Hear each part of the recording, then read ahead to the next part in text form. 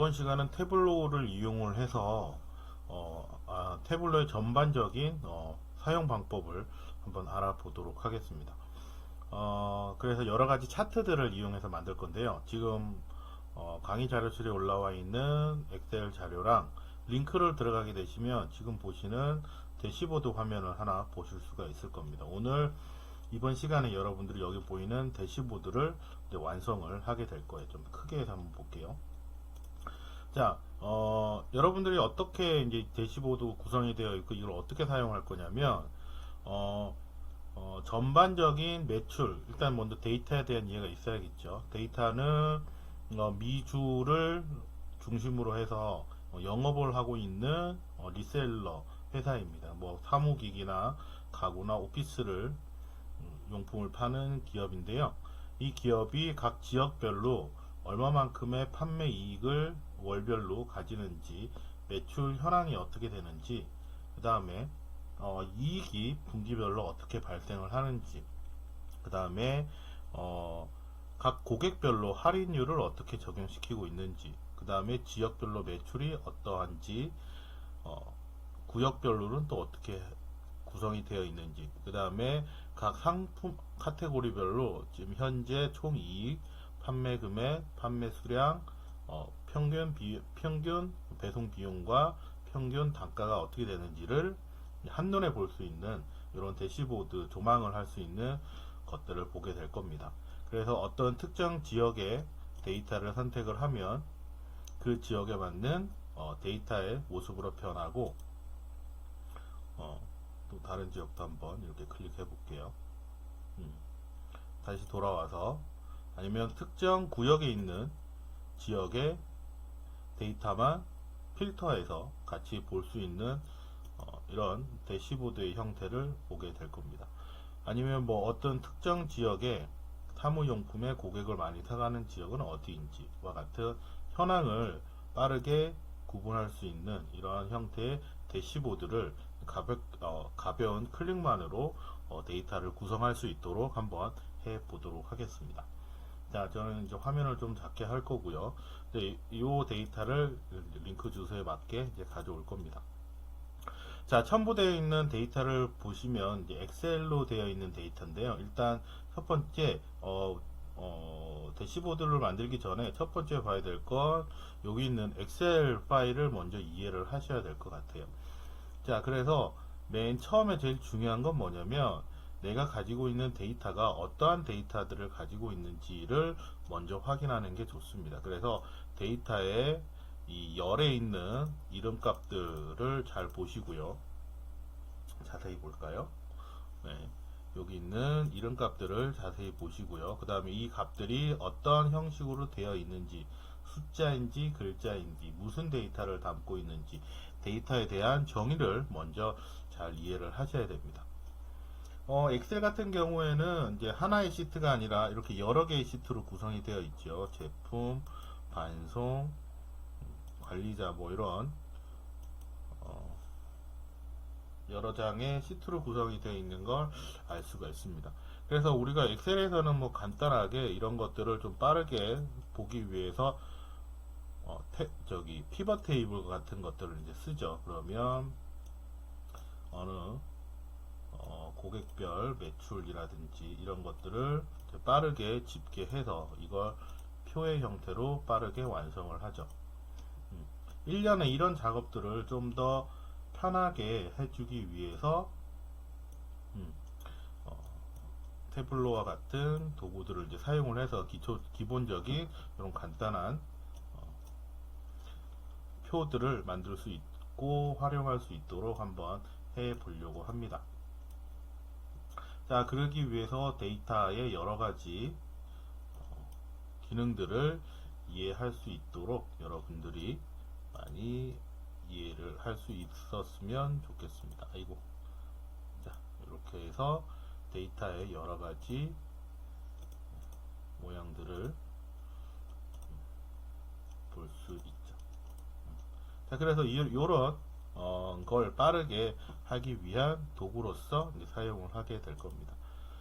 자, 그래서 이제 엑셀에 있는 데이터를 먼저 항상 모든 분석이 그렇습니다. 데이터를 먼저 잘 이해하시고 시작을 하셔야 되는 거죠. 자, 그럼 이걸 좀 닫고요. 자, 그러면 태블로에서 여기 있는 표를 한번 완성해 보도록 하겠습니다. 지금 같은 경우에는 이걸 하나의 종합된 대시보드의 형태로 보여지지만 사실 앞에서 보시면 탭이 하나하나씩 만들어져 있습니다. 무슨 말이냐면 아까 봤던 화면의 내용들이 사실은 한 장의 그림이 아니고요. 하나씩 하나씩 분석을 한 화면을 합쳐서 놓아놓은 게 대시보드의 모양입니다. 그래서 종합 현황판과 같은 그런 모습을 보이는 거죠. 자, 그래서 여기 있는 이 그래프 하나하나를 한번 만들어 가면서 태블로의 간단 사용기를 한번 해 보도록 하겠습니다. 자, 그럼 이것도 이제 참고하면서 보도록 할 테니까 보고요. 자, 그럼 먼저 태블로를 시작을 해야겠네요. 자, 태블로를 먼저 시작을 하게 되시면 이제 파일을 갖고 오는 영역을 이렇게 볼 수가 있습니다. 그죠? 그래서 우리가 여러 가지 파일들 중에 이제 엑셀 파일을 이용할 거니까 엑셀 데이터를 파일을 열어서 가지고 오도록 하겠습니다. 저 슈퍼스토어 되어 있는 엑셀 파일을 가지고 열어볼게요. 그러면 태블로에서 일단 데이터를 불러들여서 분석을 할 수 있는 형태로 데이터를 가져옵니다. 자, 그럼 일단 아무것도 없죠. 근데 여기서 왼쪽에 보시면 시트를 가져왔는데 시트에 여러 가지 모양들이 있는 걸 볼 수가 있네요. 이거는 뭐였지? 우리 엑셀에 보면 엑셀 파일 안에 여러 가지 시트들이 있잖아요. 그 한 장 한 장 시트라고 보시면 돼요. 오늘은 요 세 가지를 쓸 게 아니라 그 중에 주문 내역만 쓰도록 하겠습니다. 자, 그래서 주문 내역 데이터를 쓰겠다라고 해서 데이터를 끌고 화면에다가 놓으시면 요 시트 안에 있는 데이터들이 미리 이렇게 화면으로 확인을 할 수가 있습니다. 뭐 여기 있는 샵 모양 같은 경우에는 나는 숫자예요, ABC는 나는 글자예요, 뭐 이런 식으로 표현을 하게 되는 거죠. 자, 이렇게 해서 미리 보기에서 잘 보이거나 깨진 것이 없거나 뭐 필요한 사항들을 정리가 됐다라고 하면 이제 분석을 이제 시작하러 가는 겁니다. 왼쪽에 아래쪽에 보시면 시트라고 하는 곳을 볼 수가 있을 겁니다. 그래서 여기를 클릭하게 되시면 태블로의 화면을 볼 수가 있게 되는 거죠. 자, 태블로는 항상 시작할 때 제가 말씀드리지만 왼쪽에 있는 요 데이터 필드 항목들을 잘 보셔야 된다고 그랬어요. 그래서 여기 있는 필드 항목들이 아까 우리가 엑셀에서 봤던 머리글 값들입니다. 그래서 이 머리글 값들의 값과 타입에 따라서 행과 열에다가 데이터를 놓게 되면 필요한 데이터를 선택해서 가져다 놓게 되면 그 값들이 리스트가 돼서 보여지게 되는 거죠. 그래서 행과 열에다가 데이터를 갖다 놓으면 그 값들이 표시가 되는 거고요. 자, 그래서 글자 값을 갖다 놓으면 글자의 값으로, 숫자의 값을 갖다 놓으면 숫자의 값이 이렇게 표현이 되는 겁니다.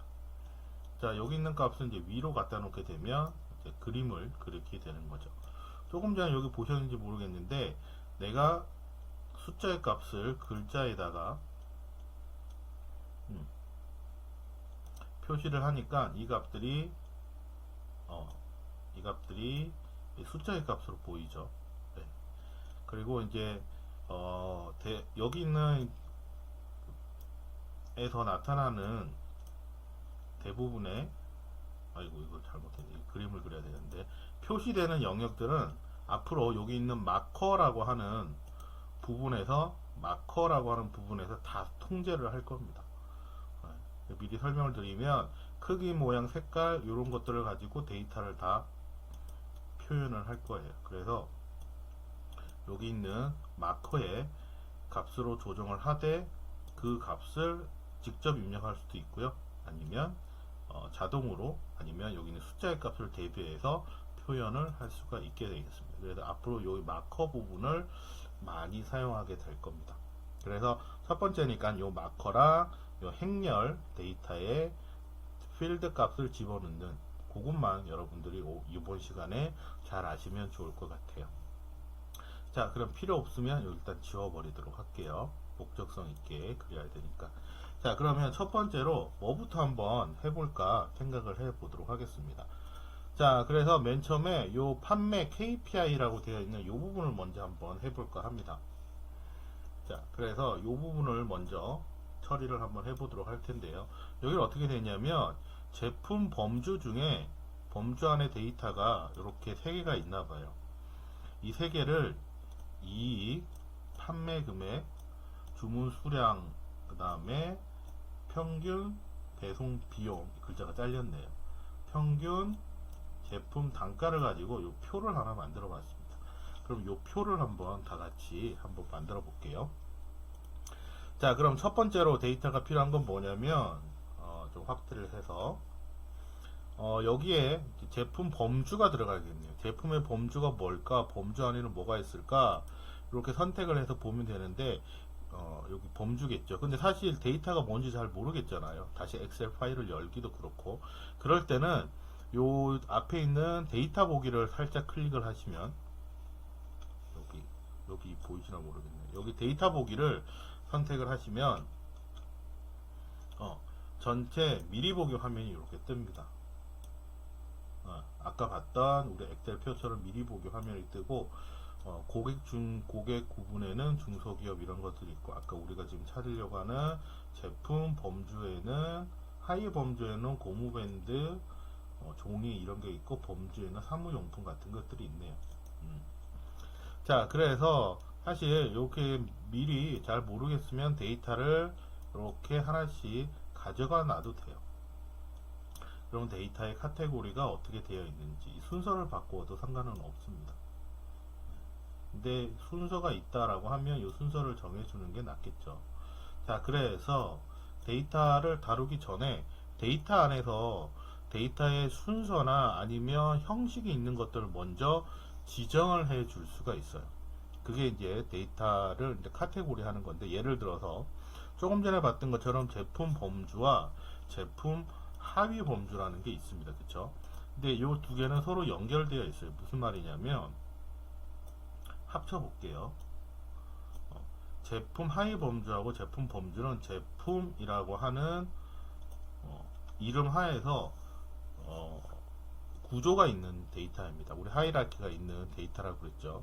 그래서 요 제품 범주를 선택을 하면 요 하위 범주가 그 다음에 오는 거다라고 하는 걸 표현할 수가 있습니다. 그럼 예를 들어서 얘를 더블 클릭해 볼게요.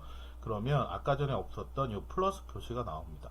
그러면 플러스 표시를 누른다는 건 밑에 더 있으니까 보겠다는 거겠죠. 그러면 카테고리로 이렇게 보여지게 되는 겁니다. 근데 뭐가 좀 이상하죠. 네. 뭐가 이상하냐면 하위 범주의 순서가 바뀌어서 그래요. 그러니까 큰 범주의 값이 위로 올라가야겠죠. 그래서 큰 범주, 그 다음 하위 범주, 그 다음 하위 범주 이렇게 되는 겁니다. 그럼 정확하게 따지면 제품의 카테고리는 큰 첫 번째, 두 번째가 있으면 세 번째로 어디 또 뭐가 있을까? 그렇죠. 제품의 이름이 있겠죠. 자, 이렇게 해서 제품 범주 안에 이 내용을 집어넣을 수가 있습니다. 그럼 이렇게 카테고리로 되어 있는 하이라키를 가지게 되죠. 그래서 제품이라고 하는 카테고리를 선택하게 되면 첫 번째 제품 카테고리 밑에는 제품 하위가 있고, 그 하위 밑에는 제품별 이름이 이렇게 쭉 나오게 되는 겁니다.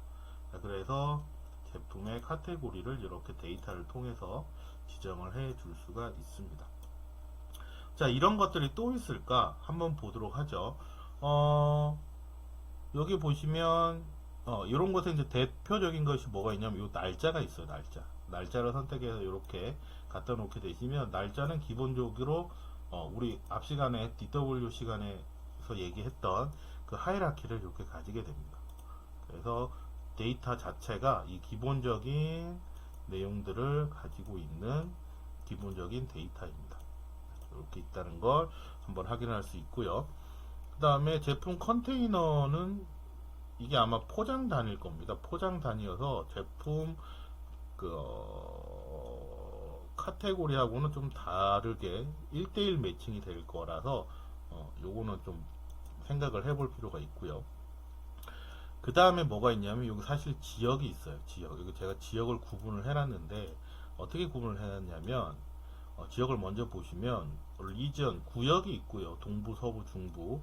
그 다음에 각 미주에 50개 주가 있습니다. 그 주 안에는 우리나라 시군구처럼 도시가 이렇게 있는 형태로 보여주는 거죠. 그리고 일리노이에 여러 가지 도시들이 이렇게 있는 거죠. 사실 얘네들도 사실은 하나의 카테고리라고 보시면 되죠. 지역에 따른. 자, 그래서 이것도 한번 합쳐 보도록 하겠습니다. 자, 그래서 카테고리 이름을 이걸 지역이라고 할게요.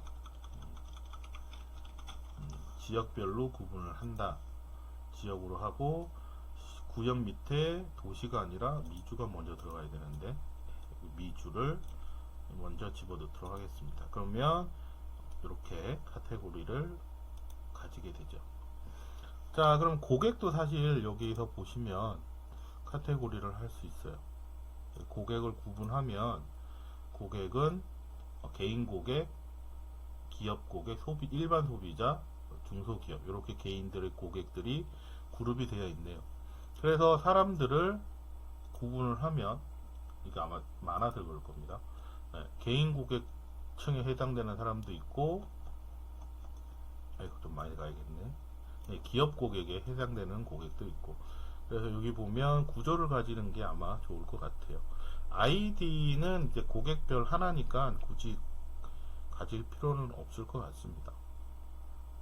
그래서 여기는 한 요 정도 고객은 더 중간에 이제 다른 게 있으면 더 넣어도 되겠지만 고객도 이렇게 고객이라고 하는 구조를 넣어 보도록 할게요. 요게 순서는 이제 가나다 순이어서 그렇습니다. 자, 그렇게 해서 보면 나름대로 아까보다는 많은 데이터들이 좀 정렬이 된 것 같아요. 얘도 마찬가지 이렇게 좀 돌려서 볼 수가 있겠네요. 그래서 데이터에 대한 이해를 먼저 하시고 보시면 좋을 것 같습니다. 자, 아이고 많이 늦었는데, 자, 그러면 아까 봤던 뭐였죠? 이 표, 제품 범주별 이익, 판매 금액, 수량 판매, 아이고야, 값을 한번 보도록 하겠습니다. 자, 그래서 첫 번째 제품 범주를 처음에 놓고요. 그 다음에 첫 번째가 올게 판매 금액이었나요? 순서는 뭐 상관없을 것 같아요. 이익, 판매 금액. 자, 이익 데이터를 여기다가 집어넣습니다. 그 다음에 판매 금액도 여기다가 집어넣을게요. 자, 그런데 두 개를 집어넣었더니 마커라고 하는 부분에 측정값이라고 하는 게 생기고 측정값 밑에 하나의 폴더가 생기면서 그 안에 이 값이 들어가는 걸 볼 수가 있네요. 아하, 그럼 여기다 집어넣으면 왠지 여기에 자동으로 생길 것 같죠. 자, 그래서 이익, 판매 금액, 그 다음에 주문 수량, 총 주문 수량이 몇 개인지, 그 다음에 제품의 이익 했었고, 그 다음에 여기 단가가 운임 배송 비용이 얼마이고, 그 다음에 제품의 단가가 얼마인지 이렇게 구성을 했습니다. 자, 이렇게 구성을 했더니 우리가 봤던 그림이랑 여기 좀 달라요. 숫자의 값이. 자, 뭐냐면 지금 보시면 데이터들을 여기 앞에 보면 합계 돼 있잖아요. 자, 그래서 지금 내가 가지고 있는 데이터들의 합계를 지금 보여주는 상황입니다. 뭐 다 좋긴 한데 지금 현재 총 배송 비용은 카테고리를 나누었을 때 이렇게 의미가 좀 전해지지 않는 것 같아요. 배송 비용은 저 카테고리의 평균 배송 비용은 얼마인지 요 평균 값을 한번 바꿔보도록 할게요. 자, 오른쪽에 보시면 요 드롭 버튼이 생기죠. 클릭을 하게 되시면 보조 메뉴가 이렇게 나오게 됩니다. 물론 오른쪽 마우스를 누르셔도 돼요. 자, 그러면 측정값 되어 있는 요 부분에 이제 기본적으로 합계되어 있는 부분이 있습니다. 이걸 다르게 연산을 하겠다라고 하는 겁니다. 그래서 이 값을 평균 값으로 처리를 해줄게요. 밑에 보시면 뭐 다양한 숫자의 값이 있는 걸 알 수가 있죠. 그래서 평균 값으로 처리, 얘도 평균 값으로 처리를 하겠습니다. 그래서 평균 값으로 변경이 된 걸 알 수가 있겠네요. 자, 이렇게 해서 보면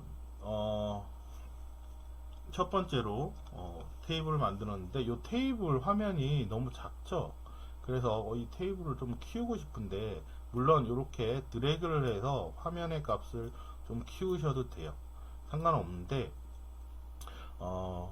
요렇게 하시지 마시고요. 제가 추천드리는 건 뭐냐면 요 테이블 위에 보시면 요 화면 표시하는 부분이 있어요. 표준되어 있는 부분에 보시면 네가 지금 보고 있는 화면을 어떻게 할 거냐, 그래서 가로의 너비에 맞춰서 크게 표시할 거냐, 아니면 세로의 높이에 맞춰서 크게 표시할 거냐, 이렇게 물어봐요. 이럴 때 그냥 표준으로 하지 마시고, 아니면 기본적으로 이렇게 전체 화면을 하시면 좋아요. 전체를 하게 되면 이거 화면에 이렇게 큰데 이거 어떻게 하지? 하지만 이게 좋은 점이 뭐냐면 전체를 하게 되시면 만약에 화면이 줄어들잖아요. 파일의 화면들이 이렇게 화면이 이렇게 줄어들면 그 크기에 맞춰서 자동으로 맞춰줍니다. 그리고 나중에 이렇게 대시보드 만들 때 불러왔을 때 요 자기가 주어져 있는 영역에 맞춰서 그림이 크기가 변하게 돼요. 그래서 여기 웬만하면 여기다가 전체 이렇게 해주시면 좋을 것 같습니다. 자, 그래서 이제 첫 번째 표가 완성이 됐죠. 그래서 여기 있는 시트의 이름을 하나 바꾸어 주도록 하겠습니다. 자, 그래서 아래쪽에 오른쪽 마우스 눌러서 나중에 잘 이해할 수 있도록 여기다가 매출 현황이라고 이름을 정해 줄게요. 자, 그래서 시트 이름을 바꾸면 여기 있는 시트 네임의 이름이 자동으로 바뀌게 됩니다. 물론 여기 있는 걸 오른쪽 마우스를 눌러서 표 제목 편집에 가시면 물론 여기 있는 이름을 따로 바꿀 수도 있죠. 근데 여기는 이제 시트 네임을 가지고 와서 쓰겠다 이렇게 되는 거니까 여러분들 편한 대로 하시면 됩니다. 난 가운데 뭐 이렇게 크게 표시하겠다 라고 하시면 그 값이 이렇게 적용이 될 거예요. 자, 여기다 하나만 더 해보도록 할게요. 이왕 나온 김에. 여기 있다 보면 뭐가 문제냐면 요 글씨 크기 있죠. 글씨 크기는 요 태블로에서 좀 지약 같습니다. 미리 말씀드리는데 요 서식은 좀 되게 자동이나 내가 보기 좋게 하는 게 되게 어렵습니다. 그래서 저는 기본 설정되어 있는 거 그냥 그대로 쓰라 그러고요. 굳이 변경하고 싶으면 오른쪽 마우스 누르시면 여기 서식 이라고 하는 부분이 있어요. 여기도 마찬가지 웬만하면 다 서식 부분이 다 나와 있습니다. 이 부분들을 편집을 하시면 됩니다. 그러면 여기 오른쪽에 보시면 이 항목들이 바뀌게 되죠. 이 항목들을 선택할 수 있어요. 지금 글꼴 서식인데요. 시트 전체에 적용하겠느냐, 아니면 지금 행만 적용하겠느냐, 열만 하겠느냐. 자, 그래서 폰트 같은 경우에는 이렇게 워크시트 전체 글꼴을 뭐 한 14 정도로 하겠다. 그럼 이렇게 전체적으로 변경이 됩니다. 무슨 색깔을 바꾸고 싶다든지 하시면 이런 데서 변경을 할 수가 있습니다. 그래서 여기 있는 글꼴 서식에서 작용하시고요. 필요 없으시면 여기 닫기 하시면 됩니다. 뭐 문단의 행렬, 전체적인 컬러, 축에 있는 값, 선의 색깔들 이렇게 조정할 수가 있어요. 자, 필요 없으시면 닫고 넘어갈게요. 자, 이렇게 해서 이제 첫 번째 하나를 했네요. 하나를 했고 이번에는 이제 두 번째 차트를 한번 골라보도록 합시다. 두 번째 차트 중에 하나가 재밌는 거, 여기 있는 파이 차트를 하나 해보도록 하겠습니다. 파이 차트는 구역별 주문 수량이네. 주문 수량의 비율을 그래프로 이렇게 표시를 해보려고 합니다. 파이 차트. 자, 이걸 어떻게 하는지 한번 보도록 하죠. 자, 새롭게 완성이 됐으면 새로운 워크시트를 하나 여셔야겠습니다. 그래서 여기 있는 새 워크시트를 이동을 하시면 되고요. 그럼 여기다가 이제 완성을 해야죠. 자, 이번에 할 건 뭐냐면 지역을 봤을 때 구역별로 주문 들어오는 개수가 몇 개냐 라고 하는 걸 요 데이터를 가지고 이거 뭐죠? 제가 뭘 잘못 아이고 하나 새로 만들기 눌렀네요. 네. 자, 요 데이터를 가지고 실행을 하는 거죠. 그래서 요 데이터를 가지고 하는데 이걸 파이 차트로 만드시면 되겠습니다. 자, 그런데 파이 차트가 어디 있어요? 라고 하게 되시면 기본적으로 여기 있는 원형에 있는 파이 차트를 선택을 하게 되시면 그림처럼 표시가 돼요. 파이인데 하나씩 표시가 되는 거죠. 아, 나 이게 아닌데 이걸 나는 뭐 다르게 표시하고 싶은데 잘 안 됩니다. 그쵸? 자, 그래서 첫 번째 여러분들이 당황하시지 마시고 뭔가를 하려고 그러는데 잘 안 되면 태블로에서 미리 만들어 놓은 내용들이 있어요. 자, 오른쪽에 보시면 표현 방식이라고 하는 게 있습니다. 그래서 표현 방식으로 가셔서 선택을 해 보시면 태블로에서 그릴 수 있는 차트들을 미리 이렇게 표현을 해놔요. 그래서 만약에 내가 뭔가 빠르게 구성을 해야 되는데 잘 모르겠다라고 하시면 내가 필요한 기능을 빨리 선택을 하시는 게 좋습니다. 그러고 난 다음에 여러분들이 뭘 하시냐면 그러고 난 다음에 어떻게 학습을 하시냐면 그러한 다음에 그 차트가 완성되어 있는 모습이 있죠. 그러면 파이 차트에서는 구역을 색깔별로 나누고 그걸 주문 수량이나 합계로 구성을 하는 게 이게 크기에 맞는 거구나 라고 하는 걸 아실 수가 있을 거예요. 그래서 만약에 이렇게 안 되더라도 만들 수가 있는 거죠. 그러면 난 파이 차트를 만들 건데 어떻게 구역을 색깔별로 구성을 하는 파이 차트를 만들 거야. 그리고 이 각도의 크기는 판매 주문 수량으로 각도를 맞출 거야. 그 다음에 이 파이의 크기는 뭐 한다면 주문의 수량으로 할 거야. 지금은 요게 하나만 있어서 그렇지 두 개면 이제 크기 비교가 될 겁니다. 자, 이렇게 해서 표시를 하는 거죠. 그럼 예를 들어서 여기 있는 글씨를 표시하고 싶다 라고 하면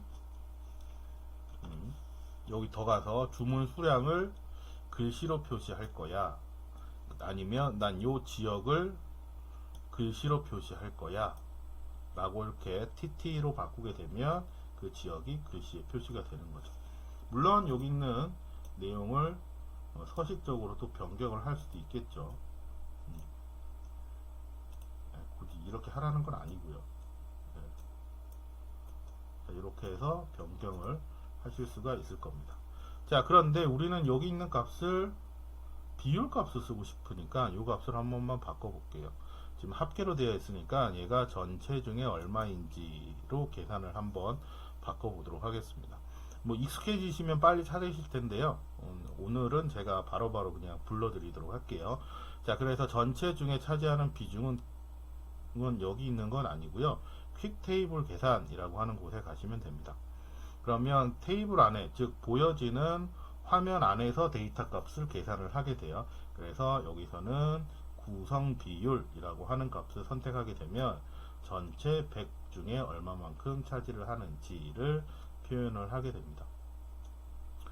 자, 여기 있는 숫자의 비율 값도 바꾸고 싶으시면 또 서식 간다고 그랬죠. 서식 가시면 데이터 값을 변경을 할 수가 있습니다. 시트에 글자 값에 기본적인 머리글 값 말고 여기 이제 총계 총합계 비율 값을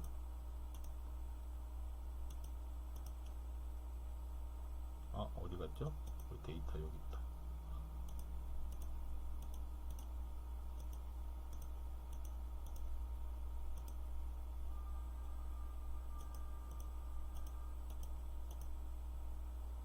제가 뭘 잘못 눌렀나요? 그림 서식을 눌렀구나. 이게 아니라 여기 계산된 값 있죠. 이 값에 서식을 누르면 바뀌네요. 그래서 여기 계산된 요 숫자 값의 서식을 눌러서 지금 숫자로 되어 있죠. 요걸 100분율로 표시를 하시면 소수점 자리에 맞게 표시가 될 겁니다. 그래서 소수점 없이 한번 이렇게 처리해 볼게요. 선택하고 서식. 자, 그러면 전체 요 모양이 바뀌게 되는 걸 볼 수 있을 겁니다. 여기서 이제 글씨를 좀 키우시면 되나? 이 글씨가 아니구나.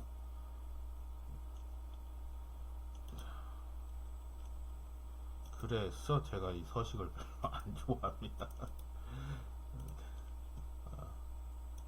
여기서 바꿔야 되네요. 자, 이렇게 해서 시트 서식에서 화면을 바꿀 수가 있네요. 얘도 이제 이름도 한번 바꿔볼게요. 이름 뭘로 할까요? 여기는 아까처럼, 아이고, 제가 거꾸로 해서 눌러버렸네요. 다행히 여기 백키가 있어서 다행입니다. 이름을 구역별 주문 수량 비율 뭐 이런 식으로 표시를 하죠. 제가 이렇게 쓰는 이유가 뭐냐면 나중에 요 이름을 잘 기억하는 게 좋아서 그래요. 자, 그럼 또 세 번째 뭐 만들러 가는지 봅시다. 이거 만들었으니까 요 밑에 있는 거 사각형 한번 만들어 보도록 할게요. 자, 사각형은 뭐냐면 제품 범주별 고객 구분이 있네요. 아까 봤던 새로 고침이 돼버렸네. 고객 구분에 할인율을, 고객 판매 할인율을 사각형으로 표시를 했는데 트리맵은 아니고요. 그냥 사각형에 채워진 색깔로 이렇게 비율을 표시를 해봤습니다. 자, 한번 구성을 해보죠. 다시 새로운 워크시트 이동한 다음에, 자, 아까 봤던 고객 제품의 범주별, 그 다음에 고객의, 그렇죠, 고객의 구분, 이렇게 해서 크로스 테이블을 이렇게 완성을 했습니다. 네, 일단 뭐 안 보이는 건 상관없고 일단 좀 이따 보고요. 그 중에 제품 할인율을 숫자 값을 이렇게 표시를 했어요. 자, 그럼 좀 화면을 크게 해볼게요. 이렇게 크게 보이시죠? 자, 그 할인율을 보여지는데 지금 할인율의 값이 27%다, 그죠? 말이 안 되죠. 네, 왜냐면 할인율이 지금 합해 더하기가 돼서 그래요. 그럼 이거 뭘로 해야 될까요? 그래서 할인율이니까 평균이 맞을 것 같습니다. 그래서 평균 할인율을 어떻게 표시할 건지 아까 했던 것처럼 서식을 백분율 비율 값으로 해주는 표시를 바꾸고 하시면 비율 값이 바뀌게 되죠. 자, 이렇게 해서 서식을 이용을 했는데 이제 여기다가 색깔을 하나 더 집어 넣으려고 하는 거죠. 색깔을. 그럼 어떻게 해야 되느냐? 색이잖아요. 그러니까 할인율을 색에다가 이렇게 집어 넣으시면 돼요. 그러면 글자 색깔이 이렇게 바뀌게 되는 겁니다.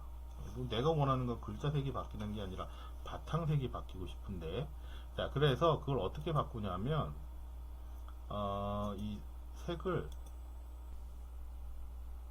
여기 사각형을 선택을 하시면 이 영역이 이제 표시가 되는 거죠. 자, 이 값도 이제 이렇게 볼 수 있는데 작게 보면 이제 이렇게 보여지게 되는 거고요. 자, 중요한 건 뭐냐면 이 색을 만드신 다음에 이제 높고 낮음에 따라서 이제 색이 표시가 달라지잖아요. 자, 이것들을 색을 값에 따라서 이제 조정을 할 수가 있습니다. 이거 중요한 거 하나 안 바꿨네요. 여기도 지금 색값도 지금 합계로 되어 있죠. 합계로 되어 있으면 안 되니까 색값도 동일하게 평균, 그렇죠, 동일하게 바뀌었죠. 자, 그래서 색의 농도에 따라서 표시가 되는데 그건 어디에서 확인할 수 있냐면 여기 오른쪽에 가시면 범례 표시가 되어 있는 부분들이 있습니다. 여기서 색상 편집을 통해서 값의 농도의 차이를 부여할 수가 있어요. 그래서 기본적으로 되어 있는 색깔 값들을 이용하셔도 되고요. 이 값을 뭐 이렇게 그라데이션처럼 퍼지는 게 아니라 구분이 되는 색값으로 표시를 한다든지, 아니면 뭐 특정 값을 앞뒤로 바꾼다든지, 아니면 전체 색의 범위를 사용을 한다든지 해서 데이터의 값을 조정할 수가 있습니다. 물론 이렇게도 할 수 있어요. 내가 원하는 특정 색을 지정을 해서 사용을 할 수도 있습니다. 그래서 나는 주어져 있는 내용들이 마음에 안 들면 나는 내가 원하는 색으로 처리를 할래요 라고 표시할 수 있죠. 자, 그래서 색의 값들을 이제 표시를 하시는데 이 값을 줄 수가 있고요. 그리고 보면 여기 중간에 보시면 이거 색깔하고 중간에 보시면 여기 데이터 값이 있죠. 이게 뭐냐면 내가 가지고 있는 데이터의 최소값, 최대값을 의미를 합니다. 이 가운데는 평균선을 의미를 하고요. 그래서 요 고급이라고 하는 여기를 선택을 하게 되시면 네, 여기 있는 시작값이랑 끝값을 지정을 해 줄 수가 있어요. 나는 여기 4.7이 아니라 나는 그냥 마이너스 0.5 하고 싶다. 이거 마이너스가 아니라 그냥 0.4 하고 싶다. 그러면 0.4 이런 식으로 표시를 하게 되시면 그 값을 기준으로 맨 마지막 점을 잡게 됩니다. 여기도 마찬가지 그냥 0.6 하고 싶다라고 하시면 그 값을 이렇게 잡게 되는 거죠. 물론 그 평균 값을 나는 가운데를 잡았는데 우리는 뭐 0.2를 평균으로 하겠다라고 하시면 이 평균 값이 이만큼 이동하게 되는 겁니다. 물론 거기에 따라서 색상이 좀 달라지긴 하겠죠. 제가 뭔 가운데 값을 잘못 잡은 것 같네요. 좀 구분이 되게 표시를 하죠. 가운데 값이 잘못 네, 틀릴만 하네요. 제가 0.2가 아니라 0.02를 잡아야 되는데 이렇게 0.02를 가운데 값으로 하면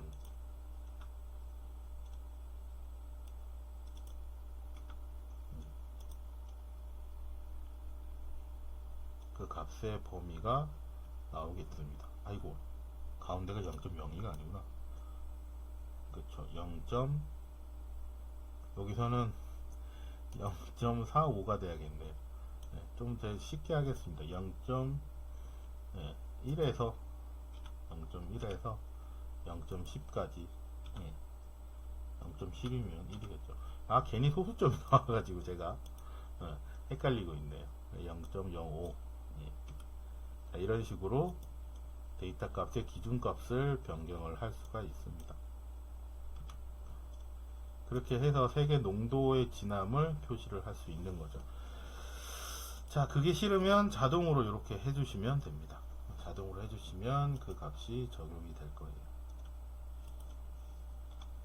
자, 그래서 이 값들이 화면상에 보이도록 구성을 한번 해봤습니다.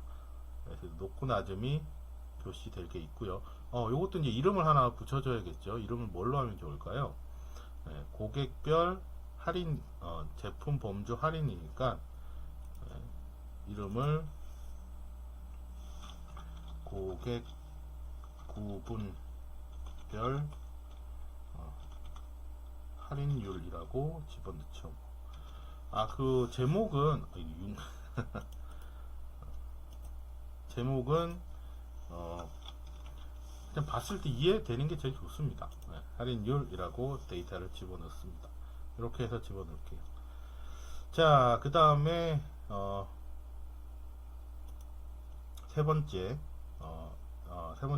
네 번째 차트를 한번 만들어 보도록 하겠습니다. 네 번째 차트는 요 지도를 한번 만들어 보도록 할게요. 지도는 어떻게 되는지. 시간이 조금 됐으니까 요거 끊고 가서 다음번에 요걸 한번 만들어 보도록 하겠습니다.